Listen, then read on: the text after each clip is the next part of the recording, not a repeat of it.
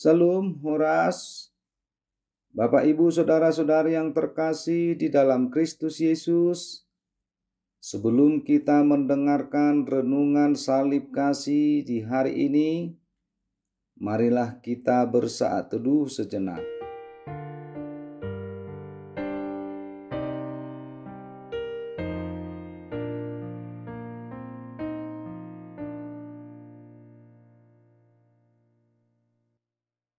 Amin. Firman Tuhan bagi kita hari ini diambil dari Zakaria 7 ayat 10. Janganlah menindas janda dan anak yatim, orang asing dan orang miskin, dan janganlah merancang kejahatan dalam hatimu terhadap masing-masing. Dalam bahasa Batak dikatakan, jala unang rupahamu halak nama balu, dohot nasopok somarama somarina, nang halak naburo, dohok naparir, jala unang manang ise memikiri narwado pak donganna di bagasan rohana. Demikian firman Tuhan. Ibadah sejati. Dalam dunia perjanjian lama, hukum Allah mewajibkan bangsa Israel untuk melakukan puasa dengan benar, karena hal berpuasa adalah suatu ibadah kepada Tuhan. Dalam nats ini Allah mengingatkan bangsa Israel melalui Nabi Zakaria agar kembali melakukan puasa yang benar. Allah melihat bahwa mereka tidak berpuasa dengan benar. Puasa mereka sekedar upacara lahiriah saja atau formalitas sehingga membuat Tuhan sedih. Nats ini memberi pemahaman bahwa puasa yang benar adalah suatu ibadah kepada Tuhan yang dilakukan melalui kepedulian kepada orang-orang lemah dan kepada orang yang kurang beruntung. Setiap orang harus menaruh perhatian kepada mereka, bukan justru membiarkan dan bahkan menindas mereka yang lemah.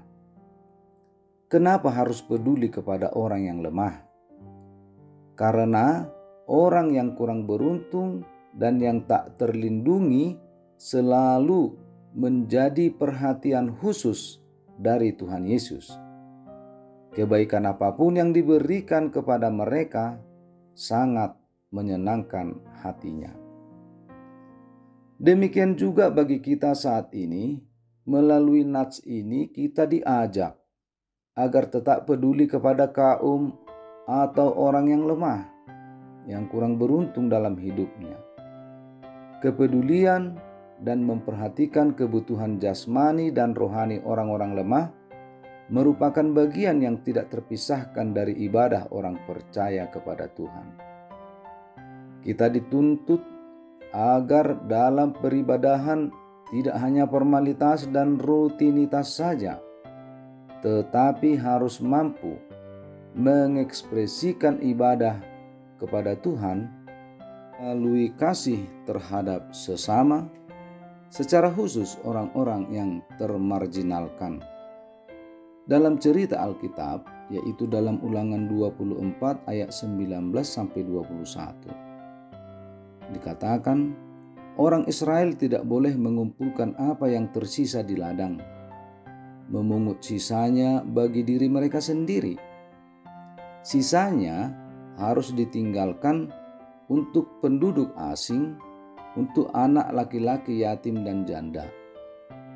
Janda dan yatim piatu maksudnya di sini adalah mewakili orang-orang yang ditimpa penderitaan atau kemalangan karena dengan meninggalnya suami dan ayah atau kedua orang tua, anggota keluarga yang masih hidup bisa jadi tinggal sendirian dan melarat. Artinya, kita diajak untuk ikut serta membantu mereka dalam penderitaannya. Kita diajak untuk semakin peduli melihat kesejahteraan orang lain. Kita jangan memikirkan dan mementingkan diri sendiri, tetapi juga harus empati kepada kehidupan orang sekitar, terkhusus kepada orang-orang yang membutuhkan bantuan. Oleh sebab itu, tetaplah peduli kepada kehidupan orang yang kurang beruntung. Karena dengan cara demikianlah kita melakukan ibadah yang sejati kepada Tuhan. Amin, kita berdoa.